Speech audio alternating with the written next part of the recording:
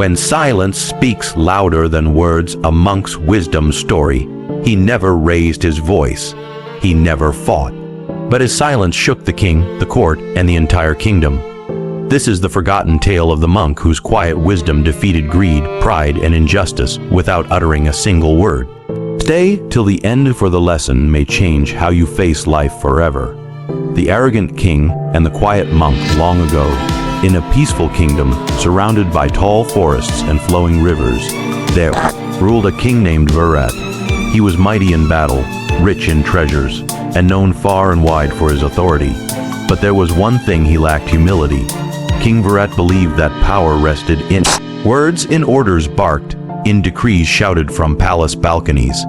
He thought that silence was a sign of weakness, that quiet men were cowards, and that the loudest voice always won. One day, news spread through the kingdom about an old monk living in the hills. People said he performed miracles, not by chanting spells or casting magic, but by remaining completely silent. Wherever he went, peace followed, conflict ceased. Angry men dropped their swords, women stopped their quarrels. Even wild animals sat calmly at his feet. This irritated the king. Silence. He thundered in court. Silence is for the fearful, for those without the courage to speak. Bring this monk before me. I shall make him talk. I shall break his silence with the weight of my words. And so his guards were sent into the hills to fetch the monk. The old monk, whose name was Rihan, came down from his mountain without protest. He was dressed simply in a robe of rough cotton. His eyes were calm, his face serene, and not a single word escaped his lips as they led him to the grand court of King Virat. The court was full. Ministers, soldiers, priests, and even curious villagers gathered to watch. King Virat leaned forward on his throne. Monk, he barked, speak your name. Rihan stood silent.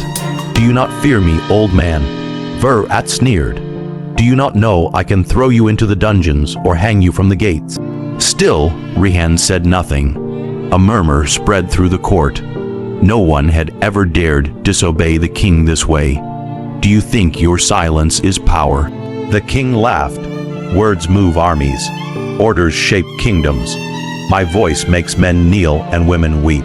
What good is your silence here, before the throne?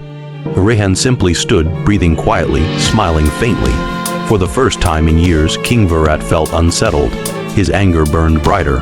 I command you to speak, he shouted. Rihan remained silent. Then something strange happened. The room itself grew quieter. Even the loudest ministers felt their voices fade. The clanking of swords stopped. The shuffling of feet ceased.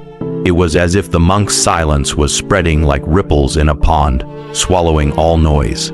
The king gripped the arms of his throne, confused and angry. Finally, unable to bear the tension, he roared, "Why do you remain silent, monk? Answer me." Rihan simply bowed his head.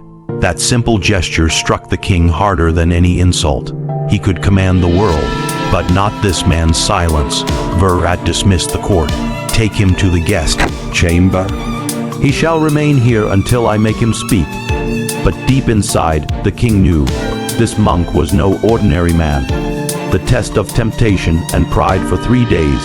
King Virat tried everything to make monk speak. On the first day, he offered him riches, jewels, gold, silk from distant lands. All will be yours. The king said, holding out a chest filled with treasures. Speak a single word and it is yours. Rihan only smiled gently and turned his gaze to the sky. On the second day, the king threatened him, "Speak, or I will throw you into the snake pit. My soldiers await my order." The monk calmly sat, tracing patterns in the dust with his finger. On the third day, the king offered him power.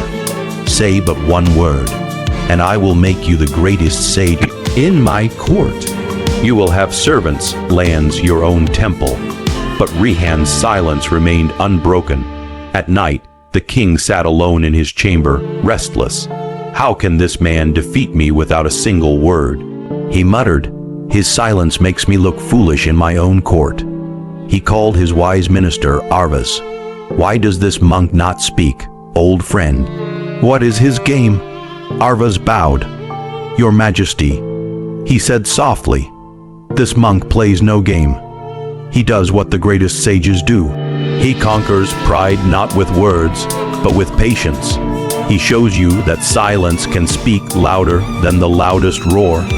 The king shook his head. "Impossible. Silence has no power."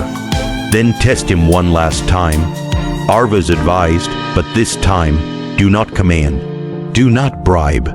Do not threaten. Instead, listen." The next morning, King Virat called for Rehan again. But this time he said nothing. He simply sat before the monk in silence. 1 hour passed, 2. Neither man spoke. Ministers watched from behind the palace pillars, curious and confused. By the 3rd hour, the king felt his heart begin to calm. His thoughts, usually raging like storms, began to quiet. He noticed the breeze in the hall, the faint chirping of birds outside, the steady rhythm of his own breath. For the first time in years, the king felt peace. When he finally stood, his voice was low, humble. "Monk," he said gently, "why do you not speak?" Rehan slowly opened his eyes. He raised his hand, and with one finger, pointed to the king's chest, to his heart. No words, but the meaning was clear. Silence was the voice of the heart. The king bowed his head. Tears filled his eyes. "I see now. All my life, I chased noise, commands, orders, shouts. But true strength, true wisdom, is found in stillness, in the quiet where truth lives." Rehan smiled, bowed, and turned to leave, but the king stopped him. "Wait," he said softly. Teach me how to listen to silence." For the next 7 days, King Virat sat with Rehan. No speeches, no court duties, no commands, only silence. In that quiet time, he saw his pride crumble, his anger melt, his fears fade.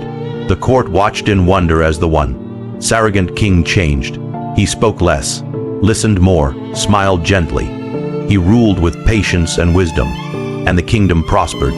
The kingdom of quiet strength. Years passed. Under King Virat's new rule, the kingdom became famous not for its armies or riches, but for its peace. Disputes were settled not by shouting, but by silent meditation. Judges, ministers, and even warriors learned to listen before they spoke. Neighboring kings came to visit. "How do you make your kingdom so calm, so strong?" they asked. King Virat smiled. "I said less and listened more." But the true wonder was this: people changed. Greedy merchants became generous. Angry soldiers found patience. Children learned to sit quietly under the banyan trees, feeling the wind and hearing the songs of birds. One day, a young prince from a faraway land arrived. "Great King Virat," he said, "my father, the Emperor of West, wishes to know the secret of your strength. Teach me your wisdom so I may carry it home."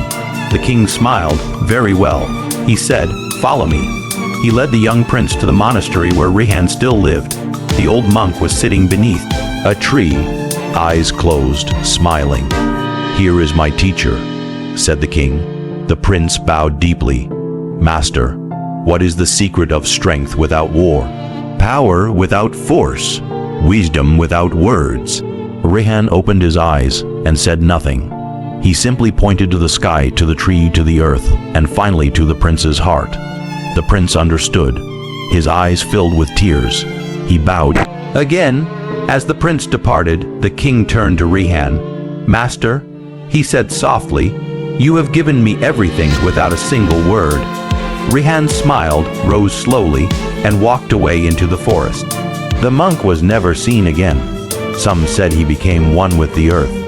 Others believed he had fulfilled his purpose, but his silence remained. In the whispers of the wind, the rustle of leaves, the quiet smiles of the people, King Virat ruled long and wisely. And when he grew old and his time came to leave this world, he left behind a kingdom unlike any other. A place where silence spoke louder than words and peace was the greatest strength. And so, the monk's wisdom lived on forever.